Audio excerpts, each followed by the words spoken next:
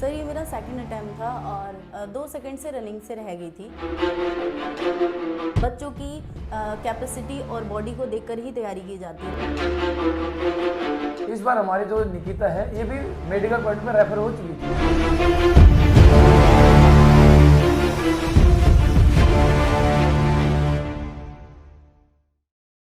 जय हिंद एवरीवन, स्वागत है आपका सिंह डिफेंस एकेडमी काशीपुर में। जैसे आप लोगों को पता कि आजकल एसएससी जीडी का सिलेक्शन हो चुका है काफ़ी बच्चों का, तो हमारे एकेडमी से जो भी बच्चे निकले हैं उनकी भी हम एक रिव्यू सीरीज लेके आ रहे हैं। तो उसी सीरीज में आज एक हमारे पास बच्ची जुड़ी है जिनका नाम है निकिता पवार, जिनका अभी सिलेक्शन हुआ ITBP एसएससी जीडी पर। अभी इनसे पूछेंगे कि इन्होंने अपनी तैयारी कैसे करी, कितना इनको टाइम लगा और इन्होंने कैसे कैसे एकेडमी के बारे में, कब से एकेडमी से जुड़ी हैं, तो सारे क्वेश्चन इनसे पूछेंगे। तो एक बार निकिता अपने बारे में बता देगी थोड़ा सा, जो भी अपना बारे में रिव्यू है निकिता का पर्सनली, कि कहाँ से रहते हैं। नमस्ते, हेलो, जय हिंद। मैं हूँ निकिता पवार और मैं हूँ काशीपुर से ही, प्रॉपर यहीं से रहने वाली हूँ और मैंने सिंह डिफेंस एकेडमी से ही तैयारी करके अपना एसएससी जीडी में ITBP में सिलेक्शन पाया। तो कुछ क्वेश्चन हमारी निकिता से है कि निकिता कि आपको कितना टाइम लगा एसएससी जीडी का जो एग्जाम हुआ कि तैयारी करने में या रनिंग करने में, आपको कितना टाइम लग गया है अभी? ये आपका कौन सा अटेम्प्ट था?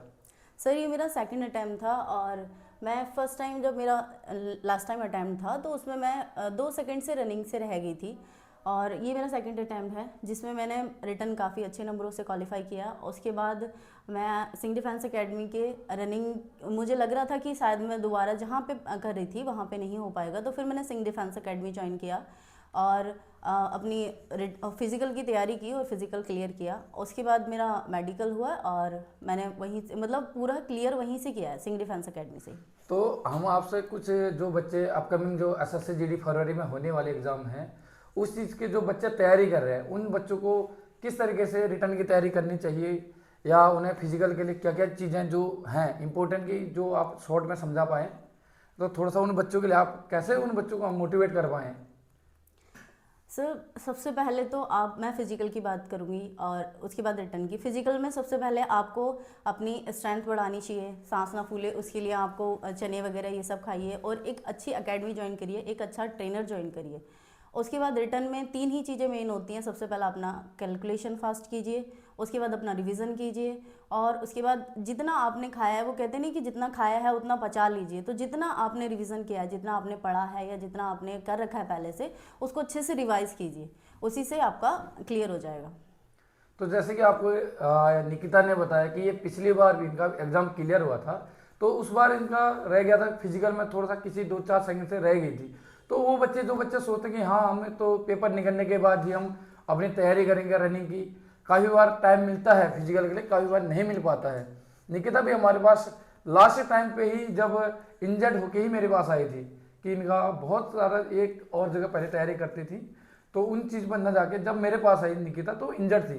तो इनके साथ के काफ़ी लड़के थे हमारे एकेडमी से, सारे ही 100% बच्चों ने फिजिकल क्लियर किया है।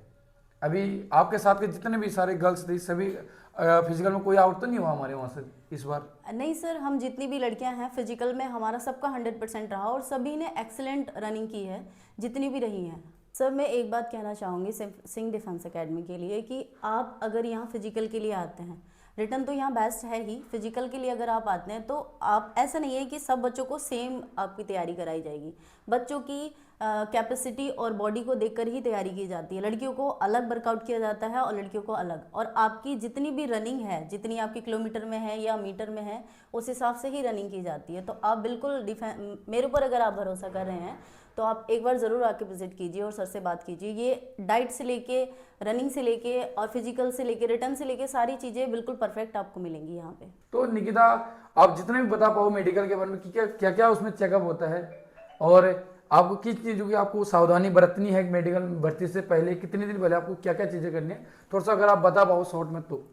देखो, गर्ल्स का जो मेडिकल होता है 3 पेयर्स में होता है, वैसे लड़कों का भी सेम ही होता है, लेकिन हमारा 3 पेयर्स में होता है। पहले हमारी हाइट वेट चेक किया जाएगा, उसके बाद हमारा ब्लड टेस्ट और बीपी, शुगर, ये सब चेक किया जाता है। उसके बाद इंटरनल चेकिंग की जाती है जिसमें आपको पॉइंट्स मिलते हैं आपके स्क्विंट आँख में, या फिर आपको मिलते हैं कान में, नाक में, ये सब मिल जाते हैं। और अगर आपको सबसे पहले सावधानी ये बरतनी है कि आपको कुछ भी अननेसेसरी नहीं खाना है। आप अपने वेट को मेंटेन करके रखिए। आप अपने जहाँ वहाँ पे बीपी पल्स वगैरह चेक किया जाता है, तो वहाँ पे जंप किया जाता है कि जंप करो, कम करो करोगे।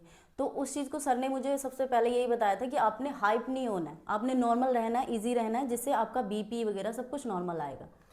जैसे कि आपको बताया, निकिता ने एक पॉइंट बताया, जैसे मेरे को अभी याद आया कि इस बार हमारी जो निकिता है ये भी मेडिकल पॉइंट पर रेफर हो चुकी थी, जिसका इसका कोई पॉइंट नहीं, क्योंकि बच्चे थोड़ा सा जल्दीबाजी में घबरा जाते हैं। तो निकिता का बना था स्क्विंट का पॉइंट, जैसे मैंने पुरानी वीडियो में बता रखा है, जो प्रैक्टिस से ठीक हो सकती है। बाकी कलर विजन होता है, सेम होता है कलर विजन 6/6, तो हाथ का पसीना, ये सारी चीजें आपको देखी जाती है। निकिता आपका 6 इनका स्क्विंट का पॉइंट बना था, स्क्विंट का बना था। और कुछ बच्चे हमारे ओवरवेट थे, अंडरवेट थे, तो आपको वो भी सारी चीजें मेंटेन करके रखना है। आप लास्ट के 1 महीने में ना वेट भी बढ़ाना है। और दिक्कत हमारे पास एक रूपाली करके लड़की थी, बच्ची है, जिसका दिक्कत हो गई थी, वो अंडरवेट निकल गई हो गई थी, क्योंकि उसका घबराहट से ही 2-3 किलो ऐसे कम हो गया था बच्ची का। उसने खाना नहीं खाया था घबराहट की वजह से 2 दिन पहले। तो आपने ऐसा नहीं करना है कि जब आप भर्ती में जरा कंफर्टेबल फील होइए, इसीलिए आप एक अच्छे ट्रेनर, अच्छे टीचरों के टच में रहिए, जिन्होंने पहले एक्सपीरियंस लिया हो इस चीज का।